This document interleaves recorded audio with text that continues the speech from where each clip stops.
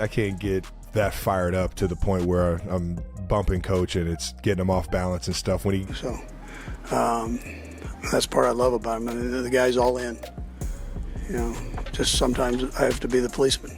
The Chiefs dynasty has always thrived on the fiery bond between Andy Reid and Travis Kelce. But shocking new footage from their September 22nd battle against the Giants shows cracks in that bond deeper than ever before. This wasn't just some harmless sideline spat. It was a clash that looked like it could shake their legendary partnership at its very core. Imagine the scene. MetLife Stadium, Sunday Night Football, millions tuned in nationwide, 82,000 fans packed in, all expecting greatness. Yet what they witnessed was the defending champs stumbling through another sluggish start. And Kelce's that dude. He knows he's not what he used to be. And because he's not what he used to be, he can't make up for the loss of a Rashee Rice. He can't make up for the loss of a Xavier Worthy. Their aura of dominance slipping right in front of everyone's eyes. For the first time since Reid arrived in Kansas City more than a decade ago, the Chiefs were staring down an 0-2 record. The pressure was suffocating. Every failed drive, every missed opportunity only turned up the heat. The once unstoppable machine suddenly looked shaky, and on the sidelines, that tension boiled over. And then there was Kelce. At 36 years old, in what many believe could be his last ride, he had just 6 catches for 45 yards through the first 2 games.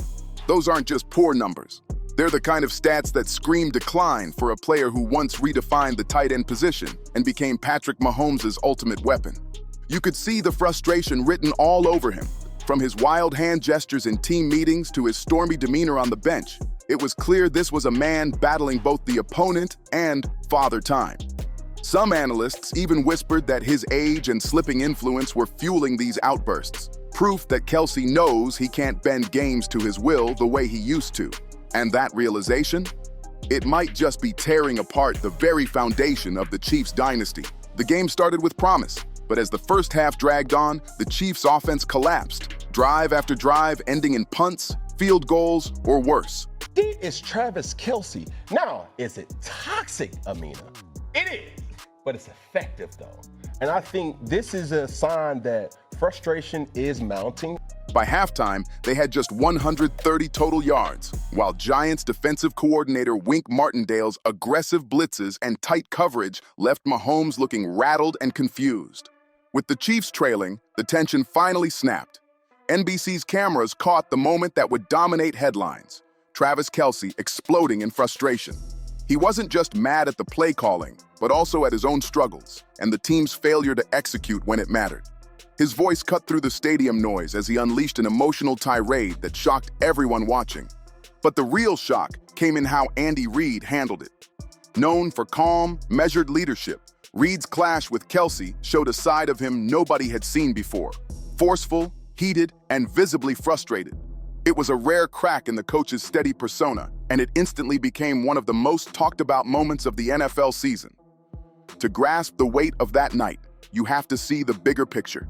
The Chiefs, defending champions, averaging just 17.5 points a game, a far cry from their usual dominance. For the first time in years, fans and analysts were asking if their championship window was starting to slam shut.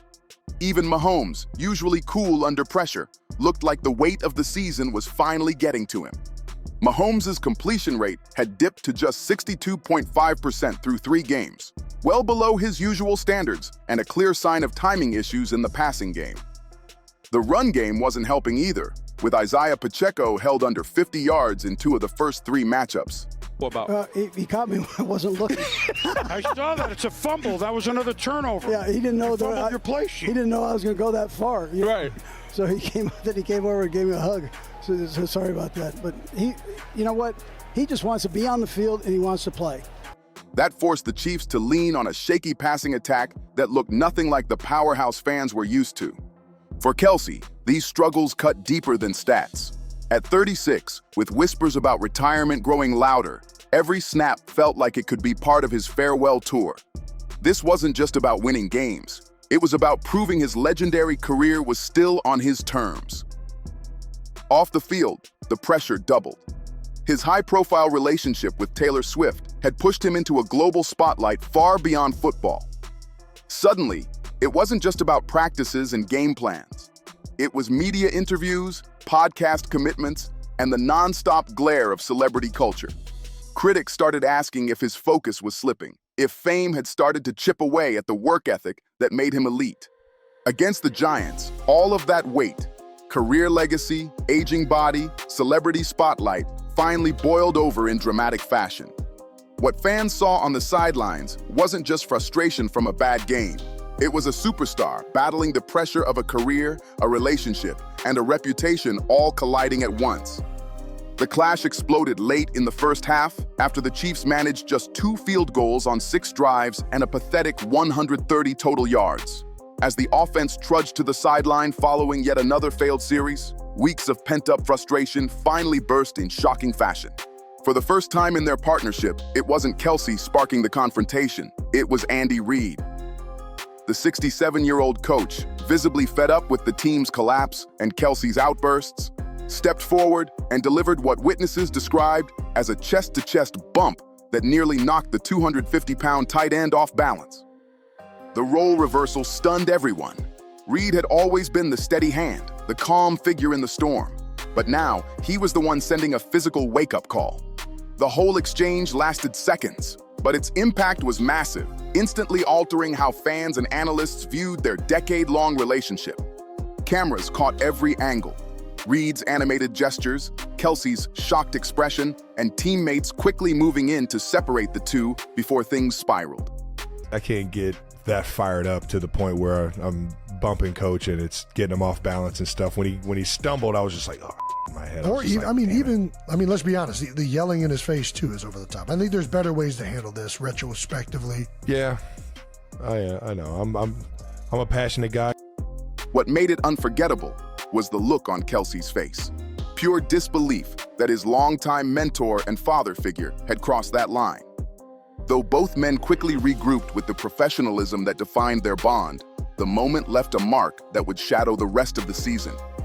The damage to their public image, and maybe even their relationship, was already done. To understand why this sideline clash hit so hard, you have to rewind, because this wasn't the first time Reid and Kelce had blown up at each other. This was just the latest in a string of fiery moments between them, with the most infamous one happening on the biggest stage of all, Super Bowl 58. On February 11th, 2024, at Allegiant Stadium in Las Vegas, millions watched as Kelce stormed up and delivered a shoulder-to-chest bump that nearly sent the 65-year-old Reid tumbling. The incident was so shocking, so completely unexpected during football's biggest game, that it instantly overshadowed the action on the field. It went viral worldwide, sparking heated debates about respect, professionalism, and just how far competitive passion should go in pro sports. Reid later tried to downplay the moment with humor, showing his usual calm leadership. But everyone knew the issues ran deeper than his lighthearted explanation. That confrontation came at one of the most high-stakes, frustrating moments of the Chiefs' season, and it revealed just how volatile the bond between Reid and Kelce could truly be. On football's biggest stage, the pressure finally broke Travis Kelce. By halftime of the Super Bowl, he had just 1 catch for 1 yard, an invisible performance for Mahomes' most trusted target. Feeling sidelined and furious, Kelce's breaking point came after Isaiah Pacheco's fumble at the 5-yard line, a mistake that could have swung the game. Kelce stormed toward Andy Reid, who was focused on his whiteboard, and blindsided him with a shoulder check that nearly sent the 65-year-old coach tumbling. The shocking hit was followed by an even more explosive outburst. Hot mics caught Kelce screaming profanities, demanding, "Open up the damn playbook and gimme the ball," as he waved his arms inches from Reid's face. The clash lasted only seconds, but felt like forever, with Mahomes and Chris Jones stepping in before it spiraled further. Cameras captured every second. Kelce raging, Reid stumbling, teammates pulling them apart. That wild image became one of the defining visuals of the entire Super Bowl. Yeah, so I love Travis's passion, man. So I'm okay with that. We didn't have enough of it that second quarter. Well, it wasn't where we needed to be. So within reason, he knows. He knows when to back off the pedal and knows when to push it too. So. Even Taylor Swift, watching from a luxury suite, was caught on camera, gasping and covering her mouth in shock. The confrontation immediately lit up sports media, with former players and analysts blasting Kelce for crossing the line from fiery competitor to disrespectful teammate. Afterward, Kelce admitted fault, showing he knew just how severe the fallout could be. "I'm a passionate guy." With those words on his podcast with brother Jason, Travis Kelce owned up to his Super Bowl blow-up. His quick accountability showed rare self-awareness and helped cool some of the heat. But the truth is, that outburst wasn't an isolated moment. It was just the biggest one fans had seen. Back in July 2023, during training camp at Missouri Western, Kelce got into not one, but two altercations on consecutive days. The first came in a red zone drill under brutal summer heat when rookie cornerback DiCaprio Bootle tried stripping the ball after a catch. Kelce shoved him, sparking a scuffle that teammates had to break up. Most brushed it off as normal camp intensity, but the next day went way further. After dropping a pass, Kelce swung a left-handed punch that connected with linebacker Jack Cochran's helmet. Fans caught it on video, and it went viral. Proof that Kelce's temper wasn't just game day passion, but something that could boil over anytime. Analysts started questioning whether he could keep his emotions in check, even at practice. Andy Reid's response was telling. Instead of overreacting, he treated it as part of managing Kelce's fire, believing that harnessing that intensity was worth the risk. Kelce himself posted online after, admitting, "Gotta be a better teammate, gotta be a better leader." Plain and simple. That cycle, explosive outbursts followed by public accountability, became a trademark of the Reid-Kelce partnership and a big reason their volatile bond somehow still worked. Andy Reid's clashes with volatile players didn't start in Kansas City. They trace back to his Eagles days. In 1999, during his very first camp, he forced veteran guard George Hageman to push a 500-pound sled the length of the field in front of teammates, media, and fans. The humiliation broke him. Hageman was cut the next day and never played in the N.F.L. again. So that's part I love about him. I mean, the guy's all in. You know, just sometimes I have to be the policeman. That moment cemented Reid's reputation as a coach who demanded accountability, even if it meant using extreme measures. Over the years, though, his style evolved. Instead of humiliation and punishment, Reid learned to manage stars through what looked more like emotional negotiations. Kelce thrived under this, surviving blow-ups and often bouncing back stronger. Proof Reid had mastered harnessing volatility instead of eliminating it. But that's why the September 2025 clash was so shocking. For the first time, it was Reid who crossed the line into physical confrontation chest to chest with Kelce. The calm, patient mentor flipped the script, showing that even he had limits. This role reversal raised a chilling question. Had Kelce finally pushed Reid past the point of tolerance?